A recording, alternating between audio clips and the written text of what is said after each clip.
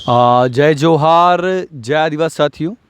आज का जो वीडियो जो है, आज का जो इंटरव्यू जो है वो आदिवासी एकता परिषद एवं मुक्ति संगठन के शीर्ष नेतृत्व जो है और जो बड़वानी एरिया के सिंधवा जो ब्लॉक है वहाँ पे वहाँ का एक बहुत ही बड़ा नाम, जिनका नाम है गजानन ब्राह्मण है, उनका आज इंटरव्यू लेने के लिए हम लोग आए हैं। और ये जो शख्सियत जो है गजानन ब्राह्मण है, इनके बारे में इनका परिचय देना एक तरीके से गलत भी होगा क्योंकि उन्हें सभी लोग जानते हैं, लेकिन अपने हिसाब से बताना चाहूँगा कि ये जो गजानन ब्राह्मणे सर जो है ये यूएनओ में 1994 में 1994 में गए थे। और जिस समय पे पूरे विश्व में यह बता दिया गया था कि भारत देश में आदिवासी नहीं रहते हैं, तो भारत देश में आदिवासी रहते हैं ये बताने के लिए यूएनओ की जो शाखा जो है वो जो कि जिनेवा में है, और जिनेवा जो होता है जिनेवा जो शहर है वो स्विट्ज़रलैंड का एक शहर है, वहाँ पर जाके इन्होंने आदिवासी समाज की बात रखी थी। उसके बाद में जो अगला जो गया था जो 2006 में ब्राज़ील में गए थे, और उसके बाद फिर 2014 में भी कई सारे देशों में ये गए थे और आदिवासी समाज का प्रतिनिधित्व इन्होंने किया था। तो कुछ ही देर बाद हम लोग जो गजानन ब्राह्मणे जो है उनके घर का हम लोग अभी जाके घर में उनके जाएंगे और उसके बाद में फिर देखने के बाद में उनसे मिलेंगे। अभी हम लोग जो गजानन ब्राह्मणे दादा जो है उनके निवास का उनका जो निवास जो है वो इसी गांव में है। इस गांव का नाम जो है वो चाटली है, और ये जो गांव जो है वो बड़वानी बड़वानी ज़िला जो है, ज़िला मुख्यालय जो है वहाँ से 60 किलोमीटर जो पड़ता है वो सेंधवा पड़ता है, और सेंधवा के बाद में 7 किलोमीटर का जो सफ़र हमने जो तय किया, और उसके बाद में फिर हम लोग इस चाटली गांव में आए हैं। और यह जो गांव है जैसे कि आप देख सकते हो ये उन्हीं का गांव है, और एक बहुत ही छोटा सा गांव है जहाँ पे एक इतना बड़ा शीर्ष नेतृत्व यहाँ पे रहते हैं। अंतिम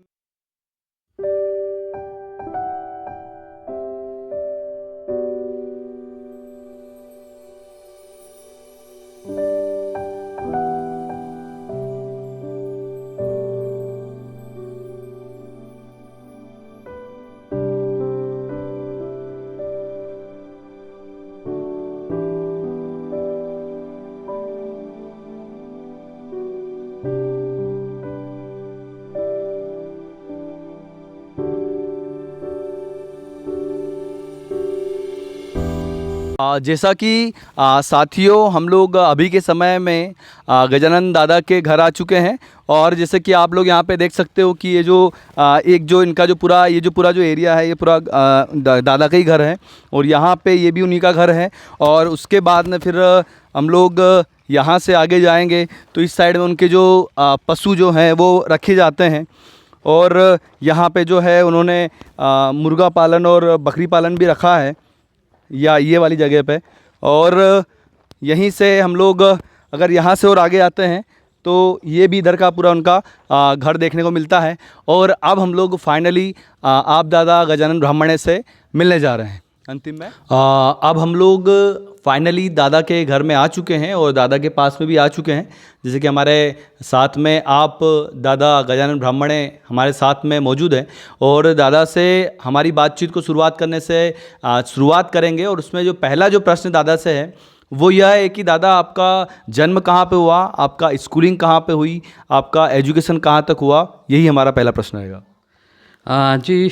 मेरा नाम गजानन ब्राह्मणे है, और मैं ग्राम चाटली में जो है पैदा हुआ, और प्राथमिक शिक्षा प्राइमरी स्कूल चाटली, मिडिल स्कूल चाटली, और हाई स्कूल मैंने जो है सेंधवा में करी, हायर सेकेंडरी सेंधवा में करी। फिर बाद में मैं बीकॉम सेकेंड ईयर तक जो है सेंधवा कॉलेज में पढ़ा, और उसके बाद में जो है सामाजिक काम में लग गया। आपका जो संघर्ष जो शुरुआत हुआ, संघर्ष का जो संगठन में जो आपने काम करना चालू किया, वो कौन सा एज था, कौन सा उम्र था जिस उम्र में आपने संगठन के लिए काम करना चालू कर दिया, समाज के लिए काम करना चालू कर दिया? देखिए, ये तो मेरा ख़ानदानी आंदोलन कहेंगे तो अच्छा रहेगा, क्योंकि जो है आज़ादी आंदोलन के समय जो है मेरे दादाजी ने जो है इस इलाके में अंग्रेज़ों के विरुद्ध में जंगल कानून को तोड़ के जो है वनों की कटाई करते हुए जो है अंग्रेज़ों के खिलाफ में आंदोलन किया था, और आदिवासियों में जो है अंग्रेज़ों के विरुद्ध में लड़ने के लिए आदिवासियों में जागृति लाने का काम किया था। तो जिस समय जो है हमारे इस इलाके में अंग्रेज़ जाने के बाद में जो सरकार आई और वो सरकार ने आदिवासियों के साथ में लूट अन्याय करना शुरू कर दिया था। तो उस समय जो है ऐसा मेरा तो जो है जो पढ़ाई हुआ तो घर से जिस तरह से जो है मेरे को शिक्षा मिली, पारिवारिक शिक्षा, तो वो जो है लूट आंदोलन और अत्याचार के विरुद्ध में कहीं पर भी होता था तो हमारे पूरा परिवार उसके विरुद्ध में लड़ता था। तो वहीं से मेरे को शिक्षा मिली थी। तो जब मैं 12वीं पास करने के बाद में 21 साल की उम्र थी, उस समय जो है आदिवासी मुक्ति संगठन का शुरुआत हो रहा था। तो मैं पहली मीटिंग झिरी जामली में हुई थी। तो उस मीटिंग में जाकर जो है मैंने बात सुनी कि आदिवासी के ऊपर जो लूट अन्याय होता है, चाहे वो लूट मंडी का हो, जंगल का हो, रेवेन्यू का हो, पटवारी का हो, पुलिस का हो, और कई सारे जो है अलग अलग लोगों का जो लूट है, उस लूट के खिलाफ में जो है लड़ने के लिए जो है मैं अकेला पहले से ही जो है विद्यार्थी जीवन से जो है छात्रावास में जब रहता था तो जो है मेरे अधिकार को लेकर जो है खाना ठीक नहीं मिला, सोने के लिए जो है ठीक से बिस्तर नहीं मिलते थे, तो उसको लेकर जो है मैं लड़ाई करता रहा था। तो फिर जैसे पहली मीटिंग में मुझे संगठन की बात सुनने, संगठन के जो कार्यकर्ता थे तो उनका बात सुनने के बाद में मुझे ऐसा लगा कि जो है मेरे को भी यही करना है ऐसा। तो आपका जो संघर्ष जो रहा वो पूरा संघर्ष आपका कैसा रहा? संगठन में क्या आपने कैसी कैसी स्थितियां देखी? तो ये पूरा संघर्ष आप बताएंगे? जी, जैसे जो है शुरुआत के समय में आदिवासी मुक्ति संगठन शिक्षा के मुद्दे को लेकर जो है शुरू किया। उस समय जो है इस इलाके में जहाँ रास्ते के पास में स्कूल होता था वहाँ शिक्षक जाके बच्चों को पढ़ाता था, लेकिन जंगल के इलाके में जितनी स्कूलें थी वो वहाँ पर जो है शिक्षक जाता नहीं, घर बैठे तनख्वाह लेता था। तो उसको लेकर हम लोगों ने पहला आंदोलन किया। उसके बाद में जो है गांव-गांव में जो है पीने के पानी के लिए जो है हमने आंदोलन किया, क्योंकि गांव में जो है गंदे नाले का गंदा पानी लोग पीते थे, जिससे कई सारी बीमारियां होती थी। तो उसको लेकर हम लोगों ने आंदोलन किया। फिर बाद में जो है भाई बंटवारा मैयत तख्ता में जो है पटवारी लोग काफ़ी लूटते थे, उसको लेकर हमने आंदोलन किया। उसके बाद में जंगल में जो है फॉरेस्ट वाला काफ़ी लूटता था, मतलब जो है मुर्गी बकरी अंडा पैसा दाल आटा सारा चीज़ जो है वो गांव से ले आता था लूट के। तो उसके विरुद्ध में हम लोगों ने आंदोलन किया। उसके बाद में जो है हमने पुलिस के विरुद्ध में आंदोलन किया कि छोटी मोटी बात को लेकर जो है पुलिस के पास में रिपोर्ट डालने जाते थे तो पुलिस बिना पैसे से रिपोर्ट नहीं लिखता था। उसके बाद में हम लोगों ने ये सारी लड़ाई करने के बाद में पुलिस पटवारी नाकेदार ठेकेदार को ठीक कर दिया था।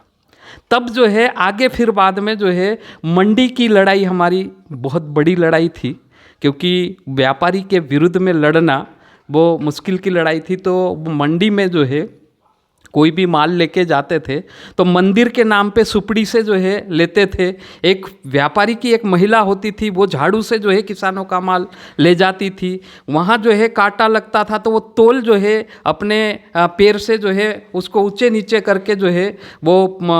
10 किलो 20 किलो जो है कम हर बार तोलने पर 10-20 किलो कम तोला जाता था। ऐसे जो है मंडी की लूट के विरुद्ध में हम लोगों ने आंदोलन किया और सेंधवा मंडी में लड़ने के बाद में इलेक्ट्रॉनिक कांटे की व्यवस्था तुरंत करवाई और किसानों का माल बिकने के बाद में व्यापारी के घर पे जाकर पैसा नहीं लेते हुए जो है मंडी में बैंक खुलवाया। तो ऐसे जो है मंडी के बाद में हम लोगों ने जो है जंगल की लड़ाई शुरू करी। तो जंगल में पहले जो है जंगल में फॉरेस्ट गार्ड का राज था, फिर बाद में हम लोगों ने जो है फॉरेस्ट के लूटपाट बंद करने को लेकर जो है लड़ाई हुई, पूरे जंगल इलाके में यात्रा की, और यात्रा के दौरान जो है जिन लोगों ने पुराना नवाड़ करेंगे नहीं, नया पुराना नवाड़ छोड़ेंगे नहीं, नया नवाड़ करेंगे नहीं, इस नारे के साथ में जो है पूरे जंगल में जो पुराने लोग जो है कई सालों से खेती करते आ रहे थे, उसको लेकर जो है हम लोगों ने यात्राएं अलग अलग निकाली, एक एक महीने की यात्रा एक एक इलाके में निकाली, और लोगों को ये कहा कि जो कोई भी फॉरेस्ट विभाग वाला आए तो पैसा नहीं देना, पुराना छोड़ना नहीं, नया करना नहीं, इस उद्देश्य से जो है लड़ाई करी। और लड़ाई करने के बाद में जो है लोगों को जो है ज़मीन पे तो जो है काबिज कर दिया, फॉरेस्ट के लूट को तो भगा दिया, लेकिन जो है जिन लोगों का जो जंगल में खेती करने का अधिकार था, वो अधिकार जो है कागजी रूप से उनको नहीं मिला, उसको लेकर भी हम लोगों ने जो है दिल्ली में जाके जो है केंद्र सरकार के साथ में लड़ा, और फिर वहाँ जाकर जो है एक कानून बनाने की मांग करी, और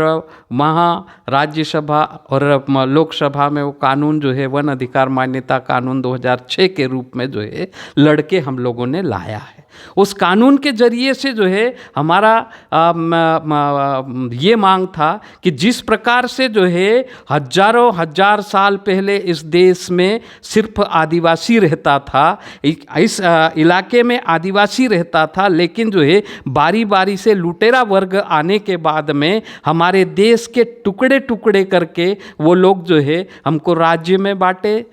फिर जिले में बांटे, फिर ब्लॉक में बांट दिए, और आदिवासी के अलग अलग इलाके के टुकड़े हो गए। लेकिन इस कानून के जरिए से जो हम बात करते हैं कि जो सामुदायिक अधिकार लोगों को मिलना चाहिए, तो वो अधिकार सामुदायिक अधिकार के रूप में जो है हमारे गांव की पारंपरिक सीमा के अंदर आने वाला जल जंगल ज़मीन के ऊपर उन गांव के लोगों को अधिकार होना चाहिए। ऐसी लड़ाई करते हुए इस कानून को लाए हैं, और इस कानून के जरिए लोगों को व्यक्तिगत अधिकार दिलवाए हैं, हजारों एकड़ ज़मीन दिलवा दिए हैं, और उसके बाद में अभी जो है सामुदायिक अधिकार के रूप में जो है सामुदायिक दावे जो है गांव-गांव में जो है हम लोग भर रहे हैं, और वो पूरे गांव का जो है मालिकाना हक उस गांव के लोगों को दिलवाने का काम अभी हम लोग कर रहे हैं। साथ ही इसके साथ ही जो है जिस प्रकार से जो है अंग्रेज़ों का कानून हमारे देश में आज़ादी के पहले से ही चला था, चलते आ रहा था, वो जंगल का कानून हो या ज़मीन का कानून हो, लेकिन वो कानून को बदलते हुए हमारे गांव में हमारा राज लाने के लिए जो है हमारे संगठन और देश के अन्य संगठन मिलके पूरा देश स्तर पर जो है हम लोगों ने आंदोलन किया, और आंदोलन करने के बाद में भारत सरकार को जो है ये बताया कि जो जिस प्रकार से हमारे पूर्व प्रधानमंत्री जवाहरलाल नेहरू के जो पंचशील सिद्धांत हैं, उस सिद्धांत में आदिवासियों के लिए अलग अधिकार लिखे हैं, गांधी जी के सपने ग्राम स्वराज के सपने थे वो लिखा है, और अंग्रेज़ों ने आज़ादी के पूर्व 1935 में आदिवासियों को आज़ादी दे दी थी। वो आज़ादी आदिवासी इलाके में जो है आदिवासियों को सुरक्षित रखने के लिए बाहरी लोग जो है उस इलाके में नहीं जाएंगे, और वहाँ के बाजार के ऊपर उन लोगों का नियंत्रण होगा, बाहर के लोगों का नियंत्रण नहीं होगा। तो हमारे जो ख्वाजा नाइक, भीमा नाइक, टंट्या मामा, बिरसा मुंडा, ऐसे अनेक शहीदों ने अंग्रेज़ों के साथ में लड़ाई किए थे, जिनको हम बोलते हैं 1857 की क्रांति। उस क्रांति में हमारा खून नदियाँ भर भर के बहा था। उसके बदले में अंग्रेज़ों ने हमको जो है 1935 में गवर्नमेंट ऑफ इंडिया एक्ट के नाम पे ये अधिकार दिए थे। उस अधिकार के तहत जो है हमारे गांव में हमारा राज की मांग करते हुए हम लोगों ने कहा था कि जब जो है गवर्नमेंट ऑफ इंडिया एक्ट 1935 में बनने के बाद में जब हमारा देश 1947 में आज़ाद हुआ, आज़ाद होने के बाद में 1950 में जो है हमारे देश का संविधान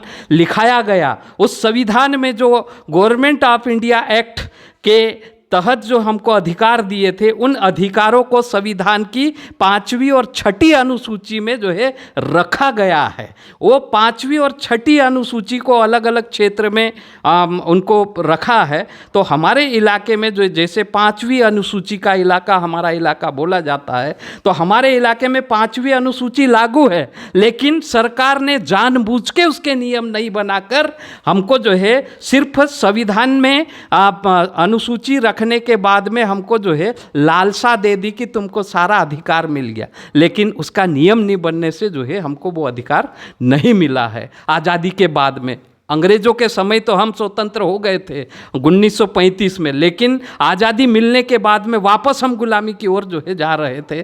तो उसको फिर से आज़ादी लाने के लिए हम लोगों ने आंदोलन किया। आंदोलन करने के बाद में 16 नवंबर 1994 में खरगोन जब जिला था हमारा, तो उस खरगोन जिले में हम लोगों ने 1 लाख से अधिक आदिवासी हथियारबंद रैली निकालकर खरगोन में बोल रहे थे, हमारा गांव में हमारा राज, नहीं चलेगा किसी का आज। और दूसरा नारा हमारा ये था, ना लोकसभा ना राज्यसभा, सबसे ऊंची ग्राम सभा। तो ये गवर्नमेंट ऑफ इंडिया एक्ट भी ये कहता है, फिर संविधान की 5वीं अनुसूची में भी ये बात को लिखा गया है। तो इसी लड़ाई को जो है हम लोगों ने 1994 के बाद में इस प्रकार से खरगोन में 1 लाख से अधिक हथियारबंद लोगों की रैली निकाली, उसके बाद में भोपाल में रैली निकाली, और अनेक अन्य राज्यों में भी अलग अलग आदिवासियों ने रैलियां निकाली। और उसके बाद में दिल्ली में जाकर भी जो है हम लोगों ने 25 दिन तक जो है संसद का घेराव किया, और घेराव करने के बाद में संसद में ये बात को जो है पहुंचाया, और संसद ने हमारी बात को रखते हुए जो है ये पंचायत उपबंध अनुसूचित क्षेत्र पर विस्तार अधिनियम 1996 पारित हुआ। 94 से 96 तक लड़े, और 96 में जो है ये कानून पास हुआ। इस कानून में भी यही कहा गया कि ना लोकसभा ना राज्यसभा, सबसे ऊंची ग्राम सभा। और जो चीज़ ग्राम सभा में प्रस्ताव पारित हो गया है, उस प्रस्ताव को किसी भी परिस्थिति में ना ग्राम पंचायत, जनपद पंचायत, जिला पंचायत और राज्य सरकार या केंद्र सरकार कोई भी जो है इसको जो है अमान्य नहीं कर सकता। ऐसा कानून 1996 में आ गया। किंतु बड़े दुख के साथ में ये कहना पड़ता है कि कानून आदिवासियों के पक्ष में बनता है, लेकिन उसके नियम नहीं बनते। तो आज जो है ना 5वीं अनुसूची के नियम